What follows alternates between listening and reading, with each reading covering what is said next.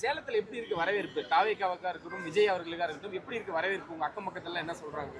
அக்கம் பக்கத்துங்களெல்லாம் அங்கெல்லாம் டிஎம்கே காரங்க தான் இருக்கிறாங்க. அதனால நம்ம அதனால பேச முடியாது. எங்களையே இப்போ டிஎம்கே காரவங்களாம் வந்து நாங்கள் வாடகை வீட்டில் தான் இருக்கிறோம். நான் வந்து பிரச்சாரத்துக்கு போனேன். அங்கே வந்து போனதுக்கப்புறம்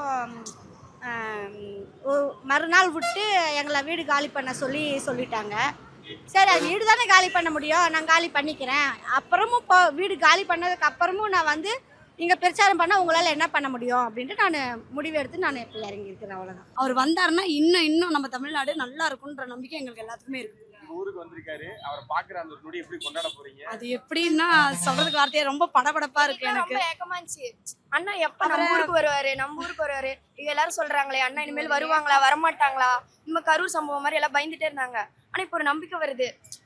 அது ஒரு கனவு மாதிரி இருக்கு. நேற்று நைட்ல இருந்து அண்ணா நம்ம ஊருக்கு வராரு, நம்மளையெல்லாம் பார்க்க வராரு, நம்ம மக்களோட கலந்து பேச வராரு அப்படின்னு ஒரு மாதிரி கண்ணெல்லாம் கலங்குது. ஏரியாவே இப்ப மாறிடுச்சுங்கண்ணா.